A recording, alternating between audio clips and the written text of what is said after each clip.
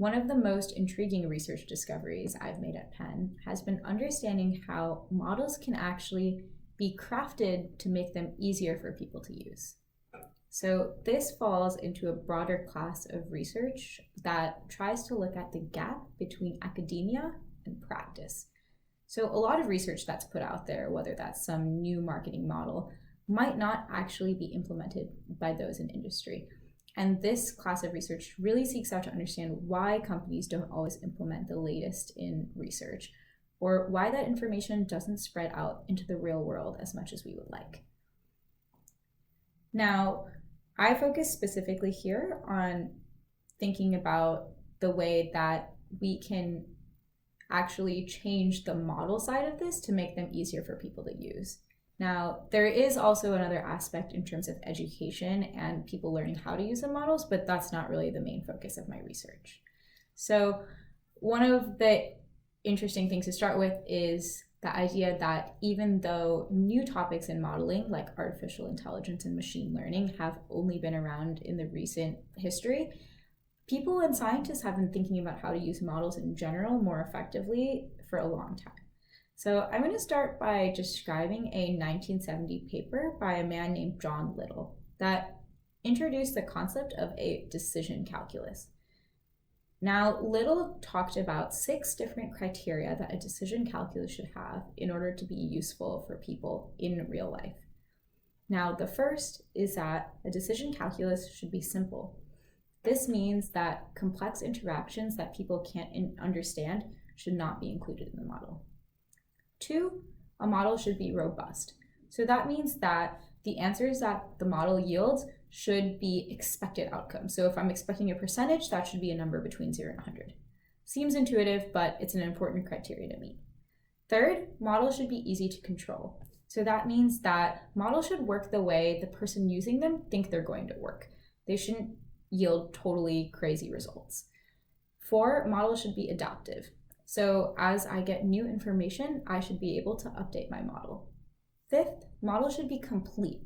Now, this is something that not everyone will agree with, but according to Little's sort of perspective on models, if we have a subjective feature that's really important to a phenomena, it should be included when thinking about that model.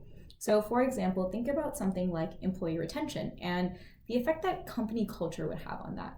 Well, according to Little, even if you have no quantitative measure for company culture, you should still use subjective ratings of company culture and factor that into the model in order to help better predict employee retention. And 6th feature is that models should be easy to communicate with, which means that if I were to update different inputs to the model, I would be able to see and play around with how the outputs of the model change. This enables managers to look at how changing different decision factors will actually lead to different outcomes. Now, this is one specific way of looking at models, and there are different ways of looking at models. And actually, as we enter this new information age, there's actually many more ways in which we use models.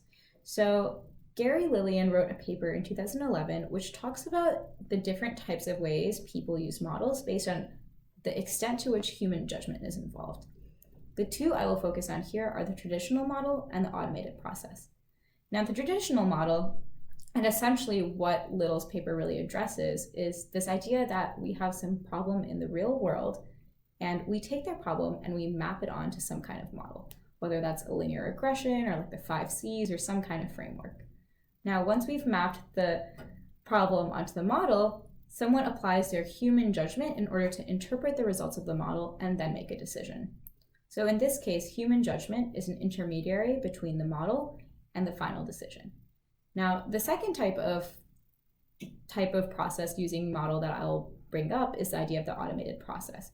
Now, this has become more common as more data and more information has been available in our age. In this case, we jump directly from the problem or the data set to the model to the decision without human involvement. So this might be something like distribution optimization for truck delivery, something that an individual person wouldn't necessarily look to approve the decision, but something that companies are routinely using.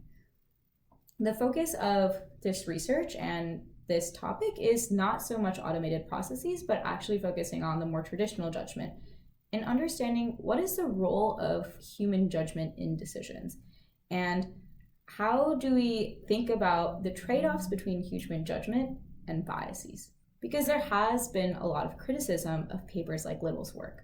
So in 1979, Deepankar Chakravarty, Andrew Mitchell, and Richard Stalin wrote a paper that really challenged the notion of bringing in subjective judgment into these models and cautioned that the specific manager's judgment will actually substantially affect the model-based decisions. So we have to think about the way that human biases start entering these models when we allow human judgments to enter the model.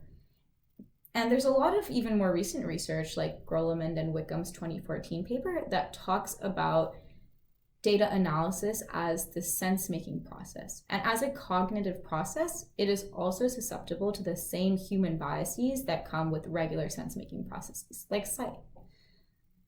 So if human judgment comes with all these biases and all these errors, why do we bother? Why even use human judgment in models? Computers are getting so quick, so good.